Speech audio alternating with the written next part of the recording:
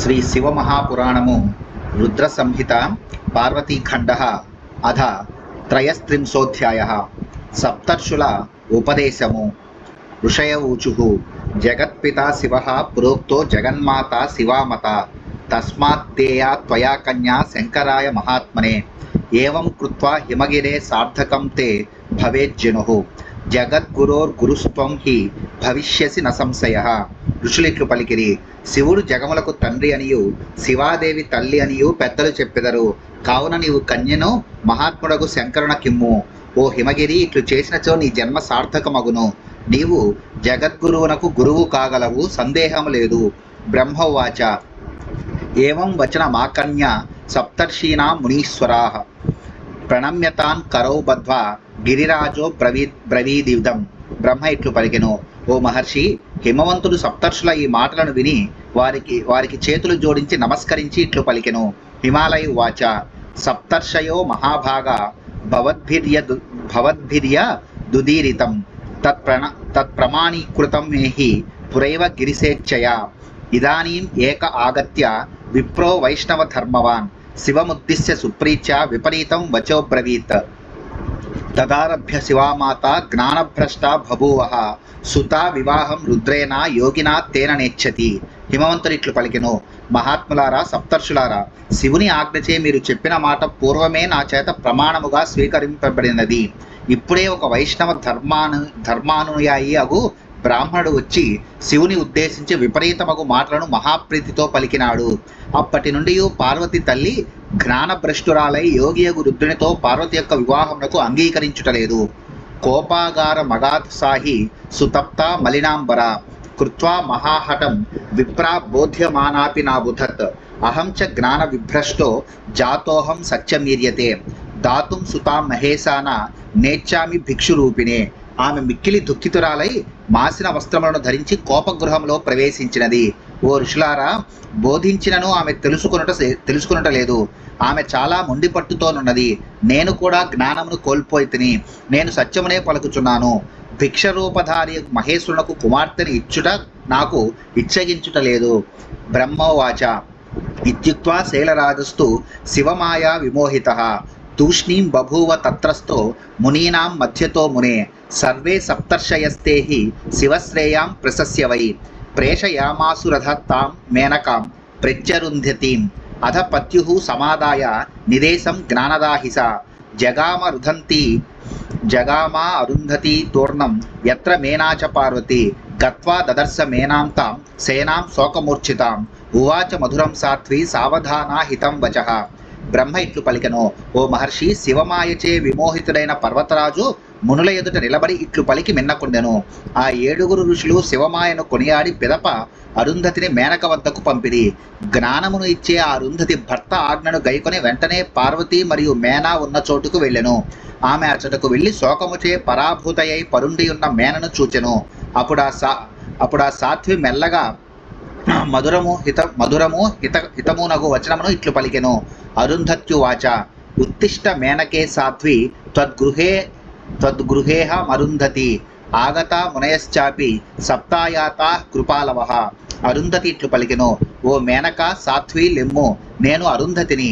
దయానిధులకు 7 ఋషులతో కూడి నేను మీ ఇంటికి వచ్చి ఇంటిని. బ్రహ్మోవాచ అరుంధతి స్వరం శ్రుత్వా శీఘ్రముత్థాయ మేనక ఉవాచ శిరసా నత్వా తాం పద్మామివ తేజస. బ్రహ్మ ఇట్లు పలికెను, అరుంధతి యొక్క కంఠస్వరమును విన్నంతనే మేనక వేగమే లేచి నిలబడి లక్ష్మీదేవి వలె వెలుగొందుచున్న ఆమెకు శిరస నమస్కరించి ఇట్లు పలికెను.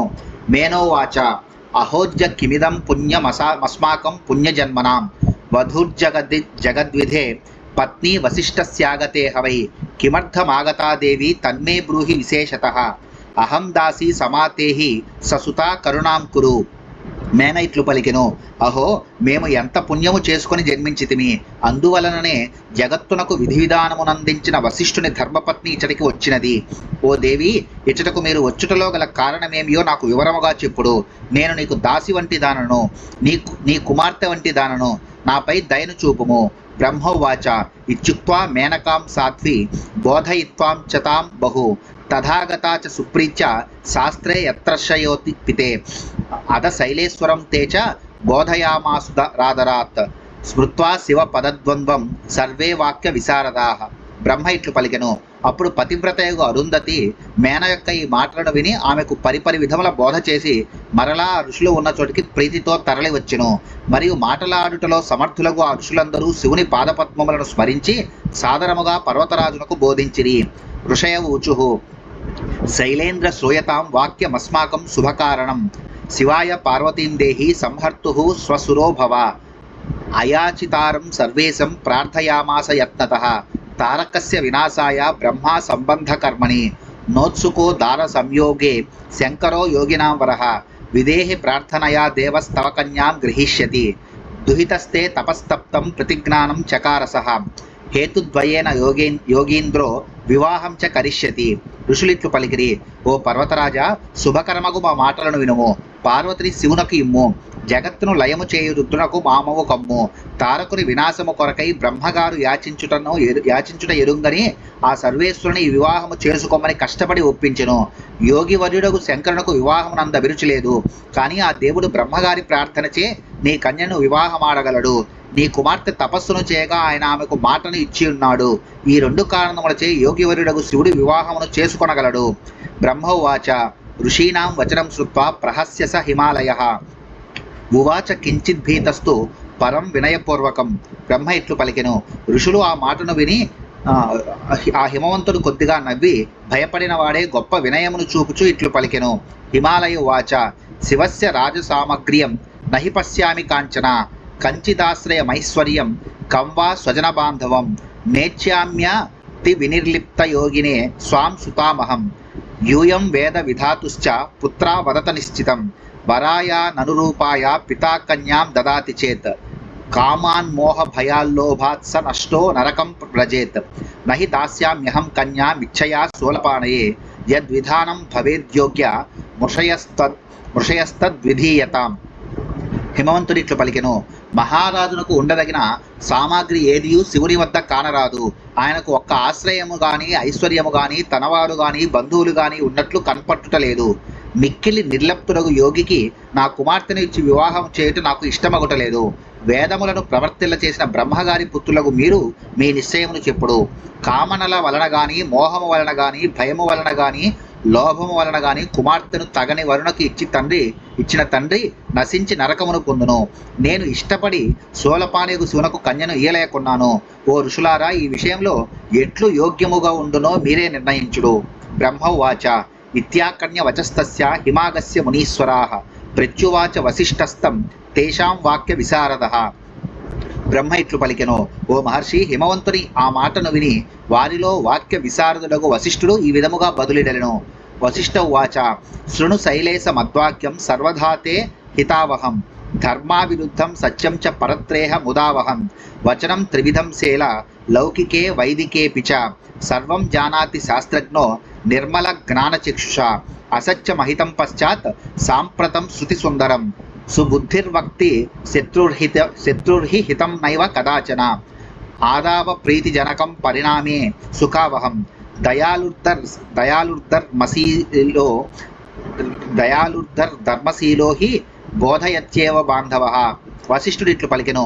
ఓ పర్వతరాజా, నీకు అన్ని విధములుగా హితమును కలిగించున్నది, ధర్మమునకు విరుద్ధము కానిది, సత్యము ఇహపరములలో ఆనందమును కలిగించినది అగు నా మాటను వినుము. ఓ పర్వతరాజా, లోకమునందు వేదమునందు కూడా వచనము 3 విధములుగా నున్నది. శాస్త్రము నెరింగిన జ్ఞానులు శుద్ధమగు జ్ఞాననేత్రముచే ఈ సర్వమును ఎరుంగుదురు. అసత్యము వర్తమానములో వినుటకు మధురముగా నుండి భవిష్యత్తులో కష్టమును కలిగించును. శత్రువు బుద్ధిమంతుడైనచో హితమును ఎన్నడను పలుకడు. దయాలువు ధర్మబుద్ధి గలవాడు బాంధవుడు ఆదిలో క్లేశమును కలిగించినది, పరిణామములో సుఖమును కలిగించినది అగు మాటను పలుకును. శృతి మాత్రాత్సు ధాతుల్యం సర్వకాల సుఖావహం సత్యసారం హితకరం వచనం శ్రేష్టమీప్సితం ఏవం చ త్రివిధం శైల నీతి శాస్త్రోదితం వచః కథ్యతాం త్రిషు మధ్యే కిం బ్రువే వాక్యం త్వదీప్సితం బాహ్య సంపద్విహీనశ్చ శంకరస్త్రిదశేశ్వరః తత్వసముద్రేషు సన్నిమగ్నై కమానసః జ్ఞానానందస్యేశ్వరస్య బాహ్యవస్తుషు కా స్పృహ గృహీ దదాతి స్వసుతాం రాజ్య సంపత్తిశాలినే వినుటకు అమృతము వంటిది, సర్వకాలములందు సుఖమును కలిగించున్నది, సత్యము యొక్క సారముతో కూడినది, హితమును కలిగించున్నది అగు వచనము శ్రేష్టమని పెద్దలు చెప్పెదరు. ఓ పర్వతరాజా, నీతి శాస్త్రము ఇట్టి 3 రకముల వచనములను నిరూపించి ఉన్నది. వీటి మధ్యలో ఎట్టి వచనమును నేను చెప్పవలనని నీవు కోరుకొనుచున్నావు. దేవదేవుడు శంకరుడు బాహ్య సంపదలు లేనివాడే అయినా తత్వజ్ఞానమనే సముద్రమునందు ఆయన మనస్సు మొలకలు వేయుచుండును. జ్ఞానఘనుడు ఆనందఘనుడు అగు శివునకు బాహ్య వస్తువులందు కోరిక ఎట్లు ఉండును. గృహస్థుడు తన కుమార్తెను రాజ్యము సంపదలు గలవానికి ఇచ్చును. కన్యకాం దుఃఖినే దత్వ కన్యాఘాతి భవేత్పిత. కో వేద శంకరో దుఃఖి కుబేరో యస్య కింకరః. భ్రూభంగ లీలయా సృష్టిం స్రష్టుం హర్తుం క్షమోహి సహ. నిర్గుణః పరమాత్మా చ పరేశః ప్రకృతే పరః. యస్య చ త్రివిధా మూర్తిర్విధాతుః సృష్టికర్మణి. సృష్టిస్థిత్యంత జనని బ్రహ్మ విష్ణు హరావిధ. బ్రహ్మా చ బ్రహ్మలోకస్థో విష్ణుః క్షీరోదవాసకృత్. హరః కైలాసనిలయః సర్వాశ్చ శివ విభూతయః. దుఃఖితునకు తన కుమార్తెను ఇచ్చిన తండ్రి ఆ కన్యను సంహరించినట్లే అగును. కానీ శంకరుడు దుఃఖి అని ఎవనికి తెలియను. ఆయనకు కుబేరుడు కింకరుడు. నిర్గుణుడు పరమాత్మ పరమేశ్వరుడు ప్రకృతికి అతీతుడు అగు ఆయన కనుబొమల కదలికచే మాత్రమే సృష్టి స్థితి లయములను చేయ సమర్థుడు. సృష్టి కార్యమును నిర్వహించే శివుని 3 రకముల మూర్తులు సృష్టి స్థితి లయములను చేయును. ఆ మూర్తులకు బ్రహ్మ విష్ణు రుద్రులని పేరు. బ్రహ్మలోకమునందుండే బ్రహ్మ, క్షీర సముద్రము నుండే విష్ణువు, కైలాసమునందు నివసించే రుద్రుడు అను 3 శివుని విభూతులు మాత్రమే. దత్తేచ త్రివిధామూర్తి ప్రకృతి శివసంభవ. అంశేన లీలయా సృష్టౌ కలయా బహుధాపి. ముఖోద్భవ స్వయం వాణి వాగదిష్టా తృతా దేవత. వక్షస్థలోద్భవ లక్ష్మీ సర్వసంపత్స్వరూపిణి. శివా తేజస్సు దేవానామా విర్భావం చకారస. నిహత్య దానవాన్ సర్వాన్ దేవేభ్యశ్చ శ్రియం దదౌ. ప్రాపకల్పాంతరే జన్మ జఠరే దక్షయోషితః. నామ్నా సతీ హరం ప్రాప దక్షస్తస్యై దదౌచతాం. దేహం త్యాజ్య యోగేన శ్రుత్వా సా భర్తృనిందనం. సాధ్యత్వక్తస్తు మేనాయాం జగ్నే జఠరత శివ. శివుని నుండి పుట్టిన ప్రకృతి కూడా అనేక రూపములుగా వ్యక్తమైనను సృష్టి కార్యమునందు తన లీలచే 3 విధముల మూర్తులను తన అంశచే ధరించి ఉన్నది. ముఖము నుండి పుట్టినది వాక్కునకు అధిష్టాన దేవత అయినది అగు సరస్వతి ఒక మూర్తి. వక్షస్థలం నుండి పుట్టినది సర్వ సంపత్స్వరూపురాలు అగు లక్ష్మి రెండవది. మూడవది అగు ఉమ దేవతల తేజస్సు నుండి ఆవిర్భవించినది. ఆమె రాక్షసులనందరినీ సంహరించి దేవతలకు సంపదలను వసంగినది. ఆమె మరి ఒక కల్పములో దక్షుని భార్య యొక్క గర్భము నుండి పుట్టి సతి అను పేరునుగాంచి శివుని వివాహమాడెను. దక్షుడు ఆయనకిచ్చి వివాహం చేసెను. ఆమె భర్తను నిందించుటను విని యోగమహిమచే దేహమును త్యజించెను. ఆమెయే నీ వలన మేనాగర్భమునందు జన్మించి పార్వతీ రూపములో నున్నది. శివా శివస్య పత్నీయం శైల జన్మని కల్పే కల్పే బుద్ధిరూప జ్ఞానినాం జననీపురా. జాయతే స్వ సదా సిద్ధిదా సిద్ధిరూపిణి. సత్యాస్తి చితాభస్మ భక్త్యా ధత్తే హరస్వయం. అతస్త్వం స్వేచ్ఛయా కన్యాం దేహి భద్రాం హరాయ చ. అథవా సా స్వయం కాంతస్థానే యాస్యత్య దాస్యసి. కృత్వా ప్రతిజ్ఞాం దేవేశో దృష్ట్వా సంఖ్యకం. దుహితుస్తే తపస్థానమాజగామ ద్విజాత్మకః.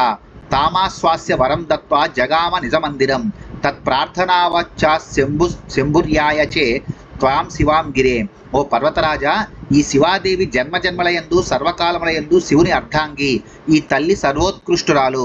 జ్ఞానులయందు ఈమె బుద్ధి రూపమున ఉండును. సదా సిద్ధిని ఇచ్చునది. సిద్ధి స్వరూపురాలు.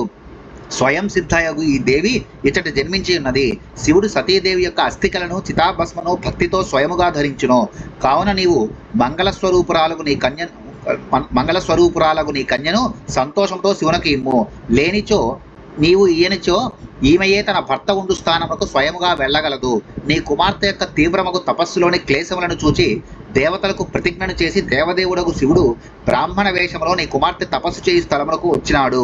ఓ పర్వతరాజా, ఆ శంభుడు ఆమెను ఓదార్చి వరమునిచ్చి తన నివాసములకు వెళ్ళి ఆమె కోరిక మేరకు నిన్ను పార్వతిని ఇమ్మని యాచించినాడు. అంగీకృతం యువాభ్యాం తచ్చివ భక్తిరతాత్మన. విపరీత మతిర్జాత వదకస్మాత్ గిరీశ్వర. తద్గత్వా ప్రభునా దేవై ప్రార్థితేన త్వదంతికం. ప్రస్థాపిత వయం శీఘ్రం హృషయస్సాప్యరుంధతి. శిక్షయామో వయం త్వాం హి దత్వా రుద్రాయ పార్వతీం ఏవం కృతే మహానందో భవిష్యతి గిరే తవ శివాం శివాయ శైలేంద్ర స్వేచ్ఛయాచ్యన్న దాస్యసి భవితా తద్వివాహోత్ర భవిత్య బలేనహి. శివభక్తి అందు అభిరుచితో కూడిన మనస్సు గల మీరిద్దరూ అంగీకరించి ఉన్నారు ఓ పర్వతరాజా. కానీ మీకు ఇప్పుడు తద్విరుద్ధమగు మనస్సు కలుగుటకు కారణమేమి చెప్పుము. అప్పుడు దేవతలు శివుని వద్దకు వెళ్ళి ప్రార్థించగా ఆయన సప్తర్షులకు మమ్ములను అరుంధతిని వెనువెంటనే నీ వద్దకు పంపించినాడు. మేము నీకు ఉపదేశించుచున్నాము. నీవు రుద్రునకు పార్వతిని ఇమ్ము. ఓ శైలరాజా, అట్లు చేసినచో నీకు మహానందము కలుగగలదు. ఓ పర్వతరాజా, నీవు పార్వతిని ప్రీతిపూర్వకముగా శివునకు ఇయ్యని పక్షంలో వారి వివాహము ఈ కాలంలో విధి బలము చేతనే సంపన్నము కాగలదు. వరం దదౌ శివాయై స తపంత్యై తాతశంకర నహీశ్వర ప్రతిజ్ఞాతం విపరీతాయ కల్పతే అహో ప్రతిజ్ఞా దుర్లంఘ్య సాధూనామీసవర్తినాం సర్వేషాం జగతాం మధ్యే కిమీసస్య పునర్గిరే ఏకో మహేంద్ర శైలానాం పక్షాంశ్చిచ్ఛేద లీలయా పార్వతీ లీలయా మేరో శృంగభంగం చకారచ ఏకార్ధేన హి శైలేశ నాస్యాః సర్వా హి సంపదః ఏకం త్యజేత్ కులస్యార్థే శృతిరేషా సనాతని. వత్స, శంకరుడు శివాదేవికి తపస్సు చేయుచుండగా వరమునిచ్చెను. ఈశ్వరుని ప్రతిజ్ఞ వమ్ము కాదు గదా. ఈశ్వర భక్తులకు సాధువుల ప్రతిజ్ఞ అయినను ముల్లోకములలో ఉల్లంఘింప సఖ్యము కానిదిగానున్నది. ఓ పర్వతరాజా, ఈశ్వరుని ప్రతిజ్ఞ గురించి చెప్పునదేమున్నది? ఇంద్రుడొక్కడే అవలీలగా పర్వతముల రెక్కలను నరికెను. పార్వతి కూడా అవలీలగా మేరువునకు శృంగభంగము చేసెను. ఓ పర్వతరాజా, ఒక్క వ్యక్తి కొరకై సంపదలన్నింటినీ నాశనము చేయరాదు. కులము కొరకై ఒక వ్యక్తిని విడువవలనని సనాతనమగు వేదము చెప్పుచున్నది. దత్వా విప్రాయ స్వసుతాం మనరణ్యో నృపేశ్వర బ్రాహ్మణాద్ భయమాపన్నో రరక్ష నిజ సంపదం తమాసు బోధయామా నీతి శాస్త్ర విదో జనా బ్రహ్మశాపాద్ విభీతశ్చ గురవో జ్ఞాతి సత్తమాః శైలరాజ త్వమప్యేవం సుతాం దత్వా శివాయ చ రక్ష సర్వాన్ బంధువర్గాన్ వంశం కురు సురానపి. అనరణ్య మహారాజు బ్రాహ్మణుని వలన సంప్రాప్తమైన భయము గలవాడై తన కుమార్తెను ఆ బ్రాహ్మణులకు ఇచ్చి తన సంపదను రక్షించుకొనెను. నీతి శాస్త్రజ్ఞులకు జనులు, గురువులు, శ్రేష్ఠులకు జ్ఞాతులు బ్రాహ్మణుని శాపము వలన మిక్కిలి భయపడిన వారై ఆ రాజునకు బోధించిరి. ఓ శైలరాజా, ఇదే విధముగా నీవు కూడా నీ కుమార్తెను శివునకు ఇచ్చి బంధువులను అందరినీ రక్షించుకొనుము మరియు దేవతలను వశము చేసుకొనుము. బ్రహ్మోవాచ ఇత్యాకర్ణ్య వశిష్ఠస్య వచనం స ప్రహస్య చ పప్రచ్చ నృపవార్తాంచ హృదయేన విదూయత. బ్రహ్మ ఇట్లు పలికెను. వశిష్ఠుని ఈ మాటలను విని ఆయన నవ్వి దుఃఖముతో నిండిన హృదయముతో అనరణ్యుని వృత్తాంతమును గురించి ప్రశ్నించెను. హిమాలయ వాచ కస్య వంశోద్భవో బ్రహ్మన్నరణ్యో నృపశ్చ సహ సుతాం దత్వాస చ కథం రరక్షాఖిల సంపద. హిమవంతుడు ఇట్లు పలికెను. హే బ్రహ్మన్, ఆ అనరణ్య మహారాజు జన్మించిన వంశమేది? ఆయన కుమార్తెను ఇచ్చి సంపదలన్నింటినీ రక్షించుకున్న తీరు ఎట్టిది? బ్రహ్మ వాచ ఇది శ్రుత్వా వశిష్ఠస్తు శైలవాక్యం ప్రసన్నదీహి ప్రోవాచ గిరయే తస్మై నృపవార్తాం సుఖావహం. బ్రహ్మ ఇట్లు పలికెను.